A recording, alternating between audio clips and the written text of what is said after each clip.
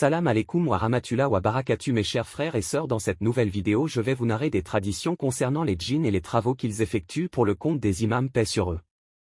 Écoutons. Saad al-Eskaf avait dit. Dans une de mes visites à Abu Jafar, l'imam Bakir, paix sur lui, où je désirais me rendre auprès de lui, dès que je voulus entrer il me déclara.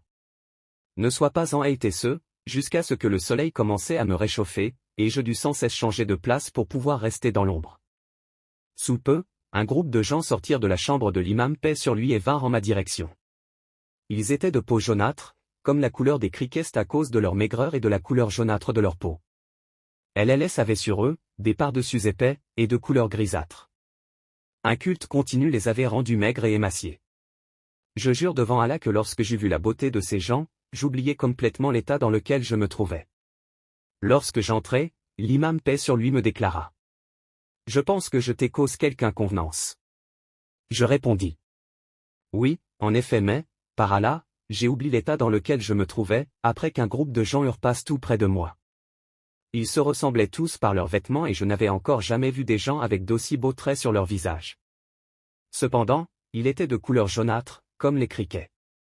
Et, adoration d'Allah, les avait laissés bien maigres et affaiblis. L'imam dit. Les as-tu donc vus? Je répondis. Oui. Et il dit, c'étaient tes frères, parmi les djinns. Je demandai.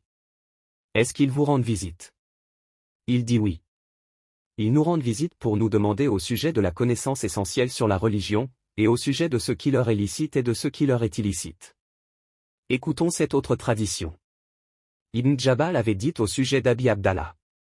Nous nous trouvions devant sa porte, quand un groupe de gens sortirent de chez lui et qui ressemblaient aux bohémiens, les gitans de la partie inférieure de l'Irak qui sont naturellement basanés et maigres et qui portaient tous des frocs et des châles. Par conséquent, nous demandâmes à Abi Abdallah, paix sur lui, à leur sujet, et il répondit, ce sont vos frères, parmi les djinns. Et encore cette autre tradition. Saad al-Eskaf avait dit. Une fois je rendis visite à Abu Jafar, l'imam Bakir. Je voulus demander permission d'entrer, mais il y avait plusieurs selles de chameaux qui avaient été placées en rang devant la porte de la chambre, et il y eut soudain des voix qui s'élevèrent de l'intérieur de la chambre. Un groupe d'hommes qui ressemblaient beaucoup aux bohémiens sortirent alors, tandis qu'ils portaient des turbans sur la tête. Je me rendis alors auprès d'Abu Jafar, paix sur lui, et lui dis, que je donne ma vie pour vous. Aujourd'hui, votre permission pour que j'entre chez vous prit longtemps. Et je vis ensuite un groupe d'hommes qui sortirent, en venant vers moi, et ils portaient des turbans que je n'avais encore jamais vu leurs semblables.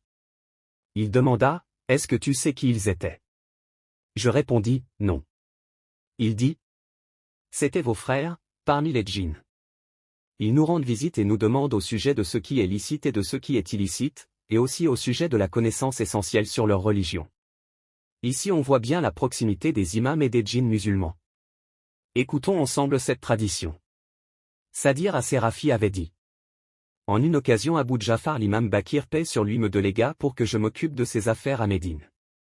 Je le quittai et quand j'arrivai à la vallée de Rawa, tandis que je me trouvais sur ma chamelle, je vis un homme qui me faisait signe de loin, en bougeant son manteau.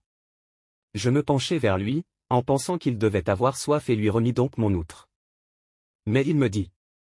Je n'ai aucun besoin de cela et il me donna une lettre, dont le seau en argile était encore tout humide. Lorsque je regardai le seau, je vis que c'était le seau d'Abu Jafar, paix sur lui. Par conséquent, je lui ai demandé. Quand est-ce que vous étiez avec l'auteur de cette lettre? Il répondit.